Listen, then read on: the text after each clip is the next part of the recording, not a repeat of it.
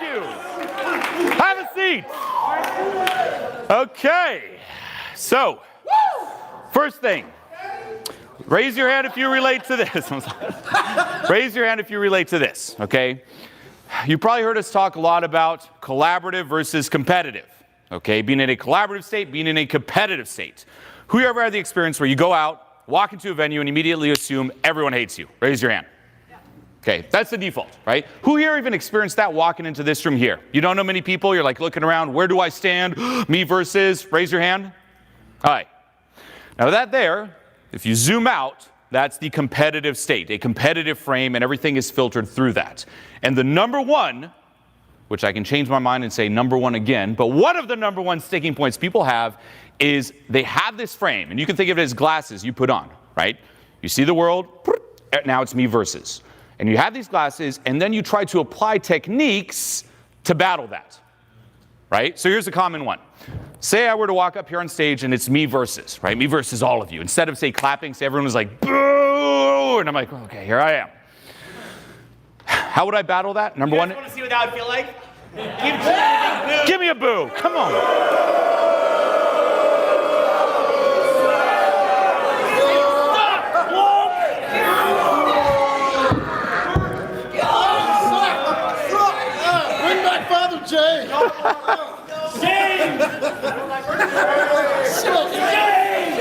Now, what happened to you? Now, Why'd you do this? You're I did this. You did this. This is your now, let's just say, you know, that actually affected me, which it totally didn't. But let's just say it did. Say I were to walk in a venue like this. This is how I would experience it. I have those glasses, and I now view you all as monsters, right? And the way our mind works is we really exaggerate it. Okay, I'd experienced this forever, again, with social skills. I'd walk in a venue, and I'm like, everyone's staring. I would also assume, this is what's crazy, that everyone knows each other. I'm like, everyone here is already one big group, and I'm the outsider who now needs to join this party. So I'd walk in, I'm like, okay, here's the big party. How do I impress these people? How do I get them to like me? How do I join their party? Right? And from there, there's different techniques, right? So let's examine how I feel at a core, right? I'm like, oh, I'm insecure. Let me put on this front. Let's not look like this affected us. Let's power through. And then I'd probably start building momentum, right? That's one technique. I'm like, oh, maybe if I talk to some people, let me build momentum. Another one is, well, you know, I heard that if you just go a little bit louder again and again, that's good. You know, so I'll go louder with every interaction. Oh, there's all these techniques to not run out of things to say. Oh, there's these techniques, you know, to take people off of pedestals, so on and so forth. And that's how people go about this. Now, that there is a lot better than nothing. Okay, old me way back in the day, that's how I'd experience reality, and I would just stay at home. And that's what most people do. They would never put themselves in a situation where they feel that social pressure, whether it's out socializing, in a venue like this, at a business networking event, you name it. So it's a lot better than nothing. But here's what I realized, okay? You do this enough, and yeah, there's times you get little glimpses, right? And that's the experience of the majority of people who try this, is they're in this competitive state, and they have glimpses where suddenly it's, me and, right? Oh, now people like me. Oh, it's collaborative. And it's the same environment, but it feels completely different. But it's only glimpses. And that never changes. Why? Because say you put those glasses on, competitive. Anything you do from that reinforces that frame. You can think of the lens getting thicker and thicker and thicker the more you act through it. And it entrenches you in that, to the point where now, no matter what the environment is, people get locked in this competitive frame. You'll see people like this, where they try to be confident. The more successful you are, you reinforce the frame. Yeah. But you might know people like this who walk in and they're like, you see they worked on themselves, but something's a little bit off. They come in, they're like, look at this body language. Hey there. They do the Trump handshake, right? You like that? You see me dominate? Yeah, you too? You want to see me dominate? Who's more alpha, right? That's what people do. And it's a little too try hard, or they'll like sit back and they'll like do the crazy body language, just like taking up space like that, or like taking up 3 chairs on purpose. And you're just like, it's a little too, it's like, yeah, you're trying to be cool, but it's like, it's too tryhard and too competitive, right? It immediately puts you in this competitive state. You'll also see people like this where they can't vibe, they can't joke. Everything's a big competition. If you say something like, oh, hey, this good thing happened to me, they're like, oh, that happened to you? Well, you want to hear something even better that happened to me? And they try to top it off, and it's just so cringy. You'll see people like that too. They get very hurt easily, like any little joke, or say you're messing around with someone, like teasing someone for fun, like with friends. They're like, oh, they get really offended. That's what happens. That's the pinnacle of the competitive state, the competitive frame. So the key here is to remove those glasses. And this here is really done through a lot of inner work and letting go, right? It's asking yourself, wait a minute, why is it that every single time I see a stranger, I assume they are against me and not on my side? That's weird. Where did that come from? A lot of patterns and conditioning. But then also, when you go out and start talking to people, it's come from that frame of mind. Okay, what if instead of walking here, I temporarily take those glasses off? And you can even imagine, right?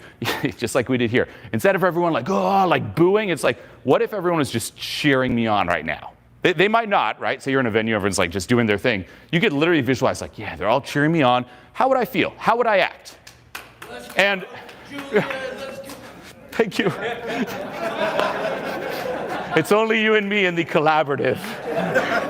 I like it. No, but it's true. It's like, how would that feel? And the glasses might not be very strong, right? The frame might be very thin, and you'll fall back, and that's fine. But as you start acting and investing in that frame, everything changes. And once you're in that frame, guess what? You don't need to build momentum, because you're already there. You don't get rusty.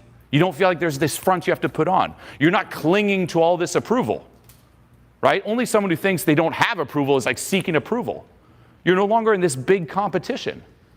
And this is how you actually become, quote unquote, high value, how you actually become cool. Because otherwise, what's the pinnacle of cool? It's what I just did before. It's the tryhard, the over the top, the person who's always trying to dominate, and it's always this power play. Versus, hey, we're all on the same team. You withdraw from that, and there's just something really special and magnetic about it, right? It allows you, one, to be much more powerful in terms of putting yourself out there, expressing your personality, being loud, taking up space, verbally, physically, energetically, you name it, and you're just operating at a bit of a different frequency than everyone else. And that there, key. Why? And this will be the last thing I really explain when it comes to this, because it subcommunicates that you're really grounded in your own reality and you know who you are, right? So say you walk into, this is how I'll illustrate this, say you walk into a very high energy environment, right? Say it's like a dance floor and everyone's kind of dancing, high energy. That's, you could say, the frequency of the environment. What do people try to do? They try to adapt to it. So if they want to, go in there, they'll be like, oh, I'm dancing too. Oh, hey, I'm dancing, like that. But you know what's actually more high value, if you really want to stand out, is going in that environment and actually just being really chill and even walking like slow motion and feeling actually comfortable with it. Very congruent to that. And what does it communicate? Wow, this person is so grounded in their own reality that they don't immediately get sucked into the venue's, you could say, frequency. They're operating a little differently. Same as if you go into a quiet environment and you're just very comfortable, just loud. It's like, whoa, that's interesting. Can't be forced. Can't be faked. But what does it show? This person knows who they are. They don't just adapt to the little frames that society imposes onto them. They're comfortable. They're not pinging, trying to prove, where do I stand? And there's just something really magnetic, and you just get drawn to it. Okay, so although you might hear like, oh, collaborative, and it just sounds very woo-woo, like, oh, that's a little nice and sweet, it's actually very, very powerful. And the people who are seriously good socially, in all instances, always have that collaborative state. Mm-hmm. Yeah, let me borrow your mic too. Yeah. You guys a man for that? That's really good. Thank you.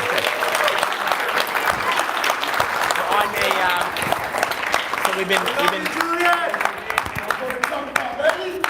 You're the man. So we've been playing a lot with lives this year, right? This was kind of the year of lives. So we figured out that we can go live, not only from home, but we actually go live off of our phone. So if you look, it's actually got an iPhone right there, and we're actually live. So could you guys say hi to everybody who's watching online live right now? That's kind of yeah. So we're kind of going a little So we figured out, we have like, I was talking about this before. We have like maybe because we did Miami Summit live as well, which was cool. And I think we brought like $300,000 or $400,000 in gear or something like that. And then we did Nashville, and Nashville was sort of a spur of the moment event that we did. And we're like, well, I wonder if there's some way that we could go live. So we just tried doing it on our iPhone. And that darn Nashville video was pretty close to the $3,000 a year. You know, imagine you expect that and you do the same thing on your phone. You're like, really, it's not that different. Well, that's kind of what we were doing. The mic for the live is actually. Oh, we have the wrong mic. But anyway, well, that's where the $300,000 to $400,000 in gear comes in, is that you could double mic it. So there you go. There we go. We finally. Just More cheering, more Yeah. cheering. So we've been learning a lot about lives this year. It's been fun. It's been really good. It's actually kind of entertaining to know that you're live while you're doing a seminar, or like live while you're doing a speaking thing. So it's kind of fun. And if you guys notice, every single live that we do, there's always people like, "Is this really live?" I don't believe it, right? And we're like, "It's really live." They're like, "Yeah, right." I'm like, "What do you mean, yeah, right?" And they're like, "I still don't believe you," right? Like they just anyway. Free plan, free scripted. Okay, so just a couple finer points on that. One is, this is sort of like a funny thing. When I was naming my mentoring course, I was kind of deciding between high status communication and authentic communication, and I kept doing polls on Instagram about it. And what I said was, somebody who's actually high status isn't thinking, am I high status? So that's why the title authentic communication would actually be a better name for my mentoring course. But almost everybody I talk to is like, no, that's not relatable. If you call it authentic communication, it's confusing. If you call it high status communication, people understand what that is. But ironically, what is high status communication? It's authentic communication. The average person doesn't understand that, though. So the frame that you'll usually go to is you go from high status communicator to authentic communicator. Now, the challenge there, though, and you can imagine where this is that people who have horrible communication will then hear that, and then they'll say, well, I just got to be authentic then, so I'll just keep being a horrible communicator. They're like, hi, what's up? Why didn't it work? That was the real me. So and that's where words like authenticity or congruent get really dicey, because what winds up happening is that somebody who's operating at a low level will use words like authenticity or congruence as a way to rationalize low-level communication. So it gets to be this whole kind of like messed up Christmas tree lights thing about what is the word authenticity. So the way that you would do it is like at the end of the journey, basically what you'd realize is that you've been severely traumatized and like just pulverized from all angles by society, right? Like society has it's like you're in a bad adult film where like you're in the center and they're just like in you from every possible hole. And so, and literally, I mean, that's literally what it is. It's like so bad. Like we could make like a 20-hour seminar just on how bad it is, of like what society's doing to you to brainwash you. In fact, a lot of my backlog is on that. So you'll be coming soon, 100 hours of how you're being brainwashed. But point being is that you would kind of unwire that brainwashing that has put you, into this really nasty state. And there's a lot of reasons why that happens. And you kind of clear that. So a lot of becoming authentic is it is learning, but it's also unlearning. It's actually amazing how much unlearning it is, right? So a lot of time when we're doing our trainings, people will say, well, what's the exact step? And we say, no, why don't we just kind of like help you to unlearn certain things, and then you'll naturally do it. Like this is sort of a big thing that would confuse some people about my content or Julien's content, is a lot of the time it's less about teaching you what to do, and it's more about getting you to unlearn these horrible unconscious parts of conditioning that you've learned, and then you naturally just do well. Like we happen to believe that if you actually just unwire a lot of this horrible conditioning, the kind of communication that you want, or kind of skills that you want, or results that you want are naturally in you. So we really put a big emphasis on unlearning certain things rather than saying do this and that, and then the person's a freaking mess, and so on and so forth. So one thing that Julien was making a point about here was he was talking about how, you get into a venue and you think that there's something wrong with you and you're against everybody. Well, that's the natural conditioning, right? And I mean, if you look at the trajectory of that conditioning, just look in 2020 at the trajectory of that conditioning, making people afraid of each other, well, it's pretty obvious what's going on there. I mean, I think we could see this one coming, but you get the idea. So that's the kind of thing that we've got to get people out of, is like that separation consciousness, feeling like you're separated from people, feeling like you're constantly in competition with people. There is real aspects of competition, don't get me wrong. There is evolution, survival of the fittest. It's not fake, but it's coming from a very specific paradigm, and there are paradigms beyond that paradigm to where without even being in competition, you win every time anyway. Does that make sense? So it's like when you stop trying to win, you win. This is basically the way that I'd put it to you. However, again, what are some ways that people can misinterpret that? Well, they're like, well, okay, I'm ready to stop trying. and then they do nothing. So it's one of those things where a lot of it is like you get out there and you get a taste of what's possible. So maybe we get you, we do get you out there building momentum, whatever it is. You get kind of, as Julien said, you get a taste of it. But then later we've got to kind of backwards engineer what that generated, right? Say that you built a lot of social momentum. Well, what did that generate? Well, after you took so much action that you shut down the thinking mind, and after you kind of proved to your brain that it's safe to be at peace, you're like, wait a minute, I took so much action, I shut my brain off, and I realized this is completely fine, it's totally safe, it's totally chill. I love this. This is like awesome. I feel totally at peace, because that's really what a great night is like, right? You're at peace. You're expressing freely. You're like, wow, this is cool. Well, when Julien's talking about the competitive versus collaborative frame, what he's really referring to is that feeling. So over time, you've got to have that realization, wait a minute, I don't just want to take action. I don't just want to be in what's called the doing paradigm to achieve that state. I want to be in what's called the being paradigm to achieve that state, okay? So it's not something you're doing, it's someone who you're being, okay? So you can think of three different sets there. One is called the have or have not paradigm. The having paradigm, this is common in self-help. Have or have not paradigm, they call it the having paradigm. So it's like, well, you're either good looking or you're not. You're either rich or you're not. So people in that paradigm, you'll literally see like entire forums with them just ranting and railing about how like you either have it or you don't, and they're really, really fixated on it. Now, by the way, when you look at a lot of what they say, I think when you read it, you start to read, you're like, yeah, okay, you're kind of reading it. But what's interesting is how much they fixate. That's where you know there's a problem. When they're so fixated on it that they're sitting there using it to beat themselves over the head, and there's sort of like this OCD look about what you have and what you don't have. Unfortunately, we're also seeing this in politics now, where there's like a lot of political movements about like what people have or don't have. Rather than getting caught up in what you have or don't have, why don't we just get caught up in just everybody having and like everyone crushing it? Like rather than just like being mad and mad and mad, why don't we all just drive Ferraris? Why don't we all just do vacations? Why don't we all just become super rich? Why don't we all just be awesome? Why don't we all just become happy? And it's like, well, you can't do that. Like, no, you're lying. You're lying. And here's why I say you're a liar. Miss or miss, him/her, whatever. Here's why I say that. Because it's called opportunity cost. For all that time that you spent complaining about the haves and have-nots, how much time have you spent into really growing? It's all, say this word after me, what else? Say that, what else? Okay, it's the same thing with people in the have or have not paradigm. You'll notice that they fixate and loop and talk and they're literal experts in how much they can't have something because they have or have not and they're a have not and other people have. They're an expert in it. They're literally experts in what they don't have. It's insane. They can talk about it for hours and hours and hours. Deep wells of philosophies of what they have or don't have. You're like, wow, like you are an expert at what you don't have. Like you could literally talk for the next month. You could run entire courses on what you don't have, right? Let's talk about how to actually go get it. No. No, but cannot be processed. It's actually truly sad. It's truly sad. The mind can only process a solution at the level that you've kind of internally evolved to. So your mental bandwidth can't even let something land if you mentally have not got to a point where you could actually let that land. So like, I could tell you stories about our business and a lot of different challenges that we've had, and you'd feel really bad for us, okay? I mean, you would be like, wow, that really sucks. We've really just like, talk about taking in every hole. We have definitely in every, holes we didn't know existed, and we're just like, there's a hole there, right? Like it's just there's holes we didn't know we've taken it. And, and we tell you about how that happened and how much it sucks, and it would be accurate, but largely, like, if me and Julien could go back to like our early 20s now and then just like know what we know now, most of these problems would be a joke. Literally, most of the problems would be a joke. Like, I could handle these things like in 3 seconds flat. But here's what's scary.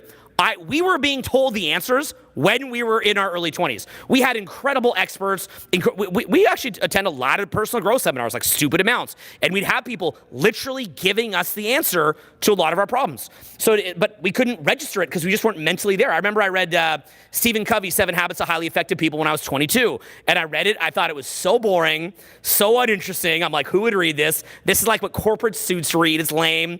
And I reread it at 30. And I was like, how did I not see this? All the answers, all my problems from the past 10 years are right in this book, and I just couldn't see it. And I remember I had another case. I was at a seminar with Eben Pagan, and I used to be a guest speaker at Eben Pagan's seminars for many, many years, and I was like a top guest. It was super cool, and it was with his old pseudonym. And what would happen is We learned a lot of different stuff. It was really powerful stuff. He's a great mentor to me. Really grateful for meeting him. Helped my life a lot. And so I remember I found this random PDF that one of my staff had put onto my desktop. And it was a PDF of this thing called On Being a Man by Eben Pagan. It was this really cool PDF. And I read it and it blew my mind completely. Like in that one day, I had a complete change of paradigm. And it had all this stuff in it. Like to me at the time, it was mind blowing. Like let me give a couple examples.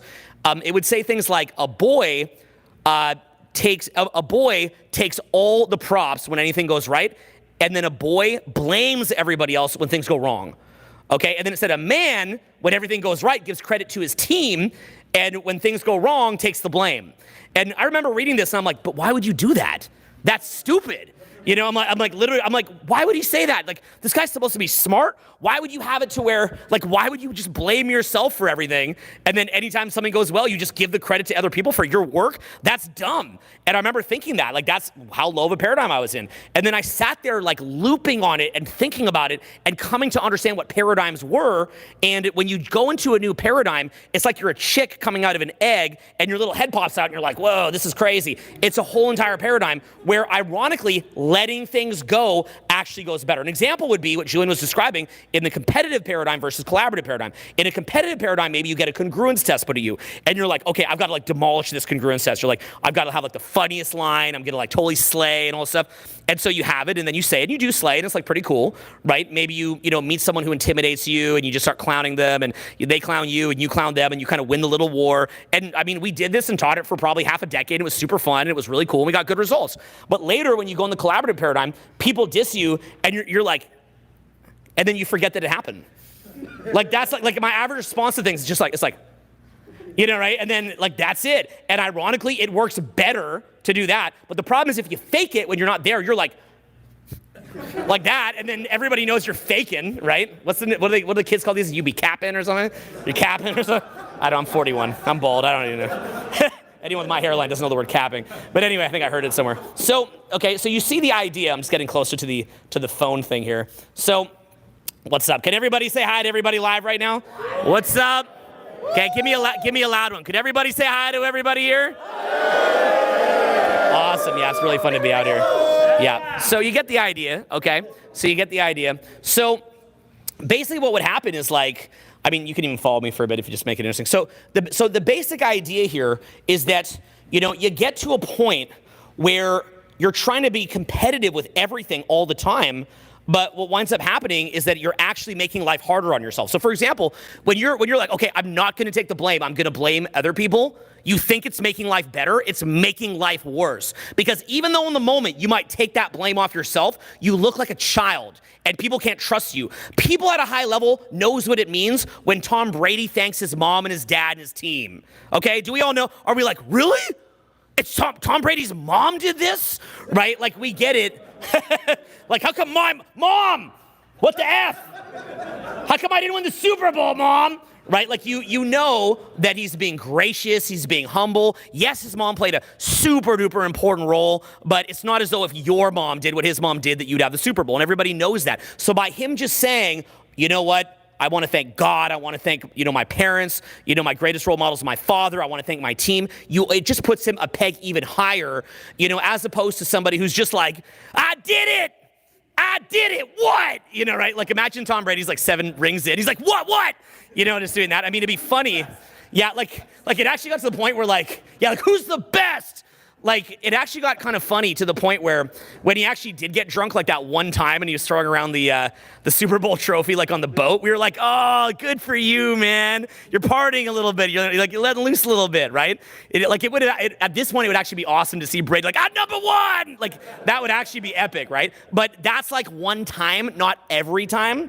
And so the thing is that that's putting him up a level. But that's what it means. Sometimes it's like the control paradigm or the release paradigm. So it's that idea of when you let certain things go, good things happen. It's like if you're sitting there fixating and fixating and fixating, sometimes if you just stop fixating so hard, the answer just comes. When we come up here, yes, we have preparation, but if we let go when we speak, we can make an even better speech than if we're prepped and have everything in a row. I know because this year I went back to writing a lot of my videos that I have upcoming, and one of the because they're like 2 hours long, they're super duper dense, so they're very, very structured, and that's been the hardest thing for me is like, you know, preparing everything. I'm like, okay, guys, Point number one. And I'm like, this just doesn't sound that cool. You know, it's not in a flow state. I'm trying to control it to make it perfect. It's not in a flow state. So part of my process has been I'm actually memorizing vast swaths of content because I'm doing these like 2-hour videos and kind of mixing, having it structured, but also free flowing. But in large part, I'm still accessing that release muscle because what I'll do, and it's kind of crazy, so I'll go in there with a structure, but then sometimes I go off the structure and it gets even better.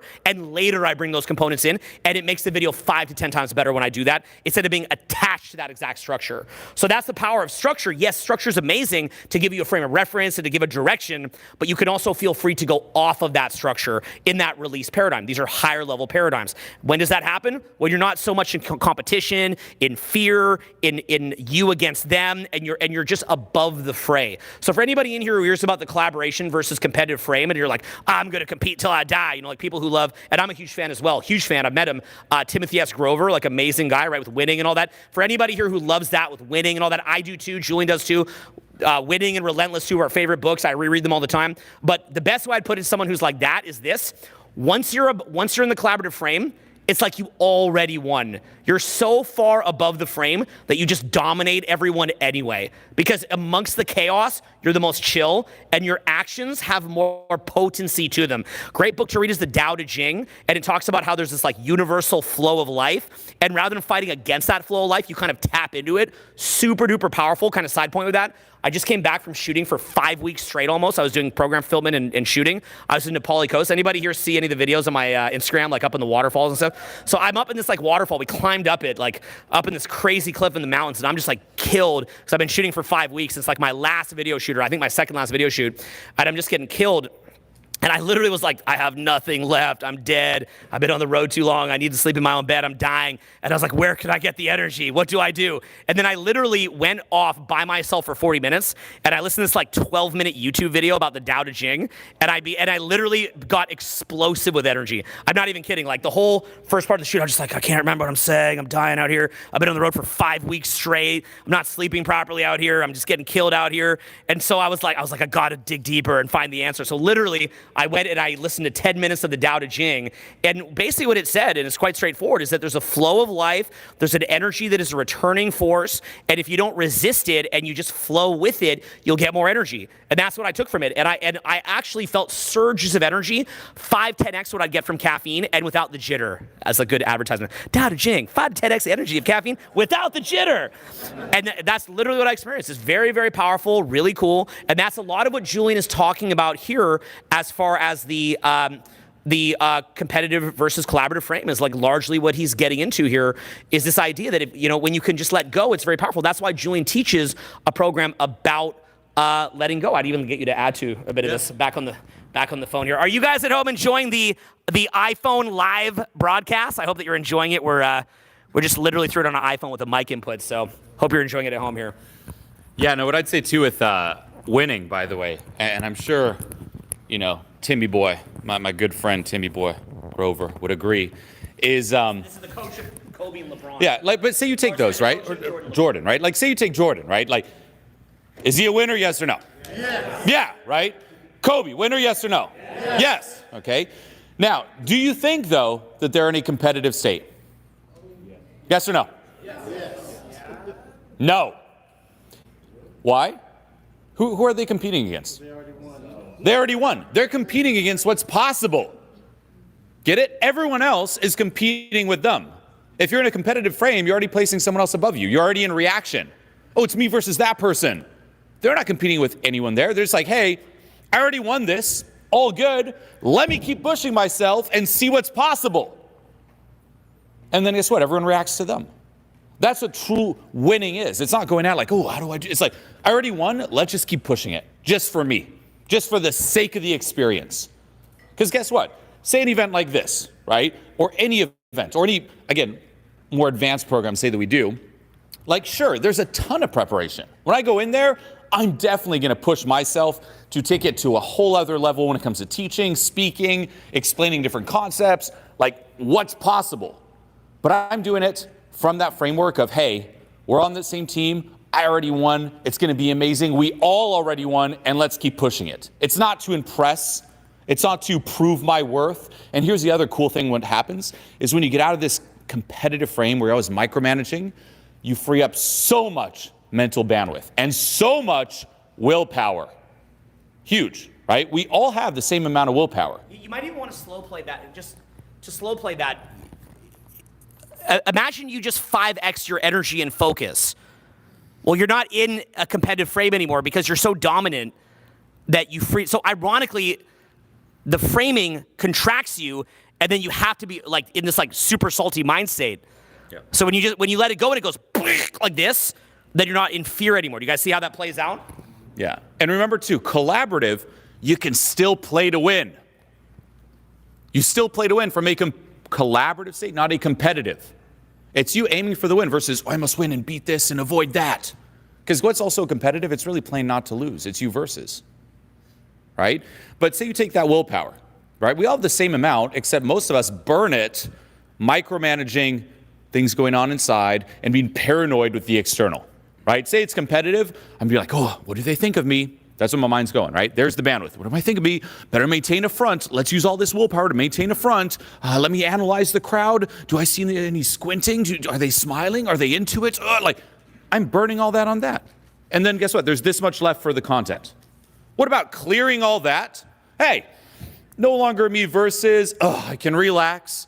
Don't need to micromanage any kind of front. Can be me. We're all on the same team. All that willpower, all that bandwidth is freed up, and now it's dedicated towards the delivery of this message. You guys see what he's doing? He's not doing this because he's just a polished speaker. This isn't something you just get from polish. It is somewhat. What he's doing, any of you can do if you unchain all that mental bandwidth. It's that most of you, when you come up here, your mental bandwidth is you're so overstimulated and so up in knots in your head. If you just let that go, you become like Julien.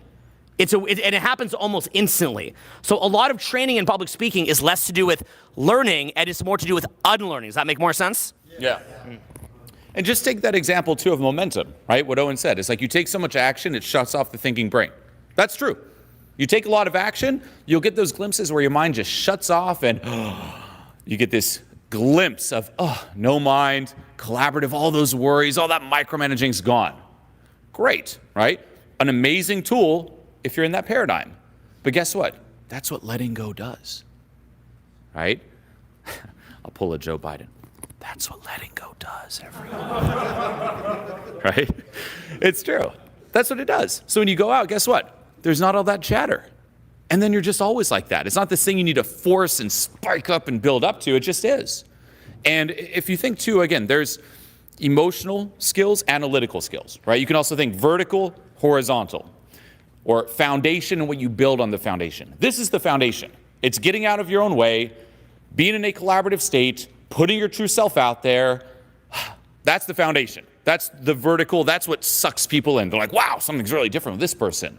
And then, of course, yeah, you can polish this, right? You can polish the words you use. You can then apply, for example, public speaking tips and tricks, and that's great, right? How do I move things forward? How do I explain it better so it clicks here? That's the horizontal, moving things forward. But that comes after. If you don't have this foundation, all those little things only highlight the fact that you don't have this foundation. Right? By the way, that's also the problem that we deal with as teachers, because any sort of like, whether it's like a podcast collaboration or a media piece or anything like that, not that we do a lot of media anymore, but media's changed. But, we used to. And things like that, they're like, give us 3 tips for public speaking. And like to me or Julien, it looks like a joke. It's a joke because they're asking us within that paradigm. They're like within a limited paradigm, they're trying to solve it. But then to explain the larger paradigm can take an hour. So that's also what entrenches a lot of this dumb content, is that there's the average person doesn't want to hear a 1-hour speech to just begin to understand what the higher level paradigm is. They're like, look, that's great. Just give me just shut up and give me the tip. Like, I got a speech in 10 minutes. Can you give me the tip? So, right? Sounds like my love life or something, So it's like, but it's like literally, it's like, that didn't make sense. So somehow the tip is in there. So anyway, but it's like literally, it's frustrating for guys like myself or Julien. Like, I mean, even our main CMO, Alex, he's always like, tell me what you're going to talk about at like Summit. And I'm like, it's like I don't even know how to explain it in like 3 quick lines, right? Like that's actually a problem. So that's another thing to consider is like, in many ways, because a lot of this is a little bit harder to explain, it's like, it's very gettable. Like it's not rocket science, but it just takes a little bit longer to understand. What winds up happening is you never get that information.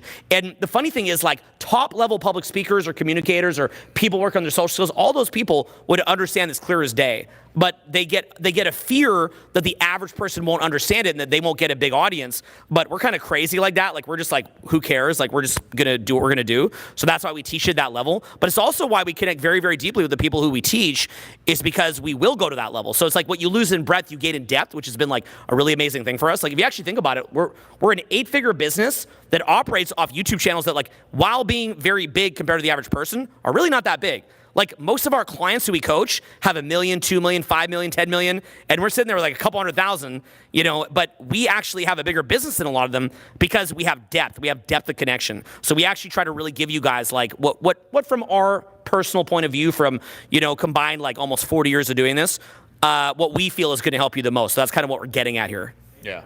Thanks, man. Yeah.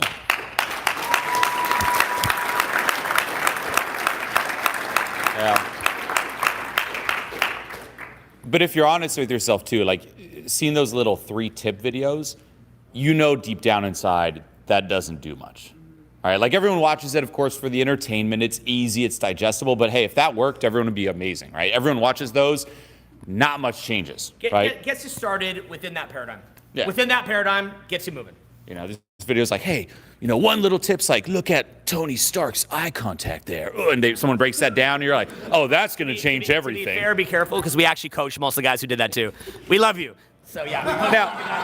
Now, but here's the thing. It can be an amazing breakdown too, right? And getting to understand like subtleties in that is great, but you know that's not going to change it, right? There is no skipping this type of process. For you to truly change and improve your communication, how you come across connecting with people, you know you got to take the deep plunge. Like this is a deep journey, really diving into all the things that have been running you, diving into your past, all the conditioning, all the programming, getting back in touch with who you are at a core before all of that, right? Linking it back to what Owen was saying too, with like, be yourself. Be yourself is amazing advice. The problem is, none of you are being yourselves. None of us are. We've put on this front, right? We've been conditioned into it. We've been acting through this fake self for so long. We've convinced ourselves that's you. It isn't. Being yourself actually means unlearn the fake front and rediscover your true self, who you were before all the stifling, who you are still today in those little glimpses where you do feel comfortable, right? Perhaps with close friends, family members, suddenly you do unleash, right? Or if you build momentum, you have those glimpses where, oh, you're loud, you're charismatic, you're fun, you're not forcing it, it just happens. Well, what's getting in the way? What's blocking you from doing that? Why is it that in some situations you can just be loud, put yourself out there, and in others, you just freeze? That's a good first audit. Start noticing, oh, around who do I start getting stifled, right? Those are known as success barriers, right? Your ceiling of success. Around this person, I feel comfortable, here I feel stifled. In this environment, comfortable, and this one stifled. Audit that. And then the goal isn't to fight against the stifledness, it's to identify where it comes from and to let go of it. It really all starts there. And then once you're in touch with that authentic part of you, you can start polishing it, right? Getting a feel for it. One of the best exercises, by the way, when it comes to social skills, if not the best that you can do at home, is, no joke, create your own podcast. No joke. You don't have to publish it, but treat it as if you did. Say you had to do one 1-hour episode per week. Like, take it seriously. Say right now you were actually going to start a podcast. You pull out the camera, you do the setting, you sit down, and you have 1 hour you have to fill and just riff. That there is going to be really challenging. Again, you don't have to post it, but then watch it after. And you're going to see, wow, okay, how am I going to fill this? Okay, here's some funny parts, here's some serious parts. Oh, is it too boring? And watch it as if you're a viewer, analyze it, and then do it again. Wow, next week I also got to fill out another hour of content. And the next week another one. Now here's the cool thing. Once you start doing that, you start getting a feel for all the different shades of your personality. Again, this has to be, though, based on authenticity. Like, this is the polishing, more technical side on top of that. But then you can start seeing, oh, let me polish that, let me change that, that was a cool part, let me tweak that. You might start looking at other podcasts, and guess what? you're going to see a whole other layer to those podcasts, where instead of just viewing it for entertainment, now that you actually have some experience doing it, some references, you're going to start seeing, oh, they did that there. Oh, that's what I did there. Oh, that's what they did to deal with that. Things you wouldn't have seen prior. It actually unlocks levels to your focus, to your RAS. Right? The same as, again, Owen was saying, you could go back to a video and you're like, oh, I see it at a totally different level. The same thing will happen here. Then you take that data, you apply it to your podcast. You look again, you learn more, and you just go deeper and deeper and deeper that way. That there will expand your personality, your charisma like no other, and you'll learn so much in terms of the little subtleties and nuances. It'll also start getting you thinking of, hey, what can I say? How are you going to fill an hour? You're going to start taking notes, right? Most of us, we experience so much, yet we forget so much, simply because you're not tracking it. It's also why a lot of our proper programs we do are exercise-based, wired into you. Yeah. Right? Yeah, in free tours, we do a lot of talking for fun for social media, but in proper programs, it's like 90% exercises. Oh, yeah. Yeah, like I've been training people with social skills recently again. And again, communication, networking, you name it. That was the first exercise I gave them. Everyone create your own podcast, let's go. And suddenly you just start seeing people like, whoa, I didn't notice I did that. You also learn a lot about that you don't even know about yourself, right? A lot of people, for example, this is a killer when it comes to social skills, is they have a terrible default face, their expression, right? When they're not doing something, they might just be like, or just like they look sad or beaten or just dead inside or weird or creepy. And they've gotten so used to it that the internals are adjusted to, this is my normal face. And suddenly they see it and they're like, what? And just a little tweak like, hey, how about I had a bit of a smile, a hint of a smile, game changer.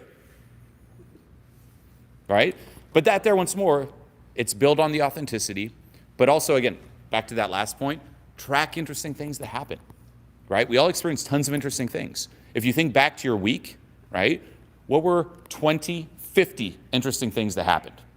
Can't find 50, you're missing out. They're there, you're just not seeing it. What are 50 things you could pile into that podcast?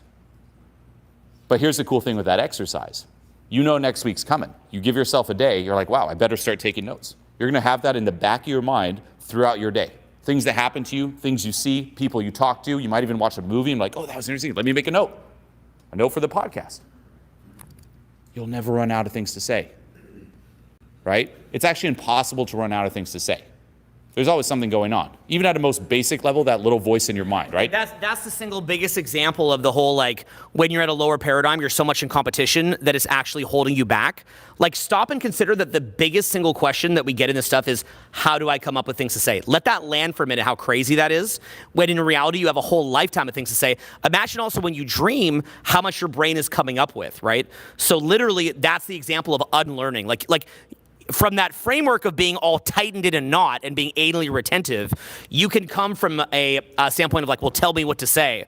And we can do that so that while you're like up in your head, you're like, thing number one, and we can show that to you.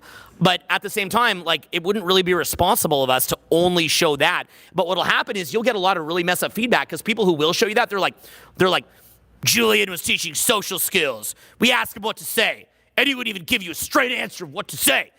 I'll tell you what to say. You're sick of just all this woo-woo? I'll tell you what to say, right? And that appeals to a low paradigm mind. And in reality, what they're doing is just marketing. And what we're doing is we're trying to show you how to elevate. And that's fair enough because there's always, a person for that kind of teaching. And I think that's amazing because people are taking action. So I think it's great. But you got to understand, for us, having taught for all these years, if we were teaching at a level of like, back in 2003, we taught this, and we still do, and like that's all that we figured out in all this time, that would be very, very limiting. So we'll always, when we're teaching somebody, give them a couple things to say to get them going. Don't get us wrong. I'll tell you things to say right now. You read books about this stuff, you find stuff to say. It's really not rocket science. But what we really want to do for you is get you to the point where we can loosen that mental knot, get you into your release muscle so you have endless things to say, so that you're just like us sitting up here improvising. And in case you can't figure this out, we could do this all day, every day, till we die, okay? We would not run out of things to say 16 hours a day till we're dead. We could do a real challenge of that. You could put us in a nightclub. We will never run out of things to say. It is infinite. It will never stop. It is like the Shakespeare monkey hypothetical experiment of what they come up with. That is us. And then be like, well, what's the 3 things? We're like, no, right? It's like, we're like the paradigm, and they're like, this is stupid. We're like, it's not stupid. Like, well, what are you talking about then? We're just like, just sit down. So that's the problem when you've taught too long, is that you actually learn what works. That's the freaking problem. When you taught this long, you don't just get to keep feeding the system and feeding the limitation, right? It's like how McDonald's just kind of feeds people what they want. It's just like, take that Big Mac. Like, yeah, give me that Big Mac, right? It's like, it's not really what they need. It's just what they want, right? We're not trying to give you what you want. We're trying to give you what what you need. Look, you need something to say, who lies more? This person or that person, whatever. Like, that's all out there. Go, you can find that in 5 seconds. That's not going to solve your problem. So what we're looking for is to teach you how to talk and talk and talk with complete fluidity, total freedom. Like, loud voice if you want. That's cuts it so the phone won't get all that, but it's like an opera singer. We'll show you all that stuff, show you how to be punchy, show you how to be poignant, show you how to use emotion, show you how to have no hesitation, show you how to be infinite, show you how to release, all that kind of stuff. We want to show that to you. That's the level that we want to get you to. So we have a very, very high standard and a very, very high expectation for you. And we don't just dumb down for you or see you at your lowest version of yourself. We really see you at the highest version of yourself because we know that you can get there because we know from experience. Yeah. And think too, back to that competitive, right? Again, what do I say? What do I say? Okay, actually one more thing. If you really had nothing to say, you'd be quote unquote enlightened. None of you have nothing going on right now. It's not quiet if you just sit there in silence, right? There's nothing, like your mind's yapping about, there's a million things to say. Even by the mere fact you've been alive this long and experienced so much, it's an injustice towards life, the fact that you have nothing to say about life, right? It's like, hey, you've been alive X amount of years. Anything to say? No. Just life? Tell right? me what to say. But say it's that competitive state, right? Say it's like, because this is what happens, right? We have that bar. It's like, is this good enough? No. Is that good enough? No. Say the bar is really high. And let's just say you actually pull it off. Say everything you say is suddenly just like really, really over the top, just perfect, right? Say there's even studies like human psychology. If you actually say things using these words, it actually speaks to people. And say you study all that and you pull it off. You know how that'll come off? As fake and try hard. It's like, wow, that's so quote unquote perfect. It's weird. It's too try hard. Who tries that hard? Uncanny Valley. Do you know that one? Yeah. Uncanny Valley is where in animation, as they get more and more lifelike, it looks more and more awesome, up to the point that it looks almost lifelike, and then people feel a revulsion and like they want to throw up. Okay, I think there was a movie called Beowulf with maybe it was Angelina Jolie or something, and a lot of people were just like, and another one that I actually really, was like a beloved movie to me, but is weird, was it was like a James Cameron produced movie, The Battle Angel, the Alita Battle Angel, right? And I love that. I think it's amazing. I wish the sequel would come out. I loved it, but it is a little weird. Like you look at it, you're kind of like, ugh. So it looks almost real. That one's not quite as bad, but you know my point. Yeah, great movie, but it is very weird. So that's called the Uncanny Valley. So a lot of what we see people trying to do is just literally they're creating the Uncanny Valley, and it creates a lot of like revulsion. Now look, don't let that stop you from, taking the 3 funky tips and getting out there. Look, any progress is good progress. Okay, don't take us wrong. Like, no, you must learn to infinitely talk before your first day leaving your home. Right, almost like the new governor giving you new criteria to leave your house. It's like you are locked down until you could talk endlessly. So we're not doing that to you. So that would keep everyone at home too. Yeah, it would. Yeah, it would. They love it. Some governor out there's like, interesting. I like this. This is great. But it's like, but some genius. But you see, so we're not saying that. Look, get out there, go try stuff, go fail, be the Uncanny Valley person. We've done it, so that's fine. We just want to show you what you're shooting at in the longer term is really what we're trying to do here. Oh, and by the way, the last little point about that too is, if you remember what I was saying earlier, I actually didn't finish the story. I had that PDF from Eben Pagan put on my desk. I read it, the whole thing of like, if you're a boy, you take the credit, or you take all the credit, defer blame, all that. This is the end of that story. That's really the key to you processing this is this. your brain can only process what you have, like something that aligns to the current paradigm that you're at. What does that mean? Here's what it means. I call up Eben and I said, hey, I read this PDF that one of my staff put on my desktop. It's mind-blowing. This program looks incredible. And he says, Owen, I'm going to send you the DVDs overnight. And I was like, I'm actually moving. I'm literally moving tomorrow. You don't need to do that. He's like, no, I'm sending them. I'm like, okay, thank you. So he sent them. And I was watching the DVD version of what was on that PDF. And I think it was disc number 3, he literally says, oh, and by the way, guys, and it was like this mind-blowing program. I loved it. He says, by the way, guys, if you'd like to see the real-life version of this, Owen is actually sitting in the front row, and you could go talk to him about this. And I was like, like it's like this was like the most mind-blowing thing I'd seen, and I was there. Right? And so that's what you'll notice with higher paradigm learnings, things like the Tao Te Ching, like the Bible, like what Julien's teaching in TM. What you're going to notice is that you're going to see it at one level when you're newer, and you're going to come back to it later. Like, you have to understand, there's people that would be hearing the speech or seeing it online that to them, they cannot process this. And even me saying that, they're like, of course I can't process it, because it's stupid. It's stupid. It's stupid. You know, it's have or have not. If you have not, what's all this mumbo jumbo? You either have it or you don't, right? That's people in the have or have not paradigm. People in the, it's the having, doing. People in the doing paradigm are like, what do you do? What do you do?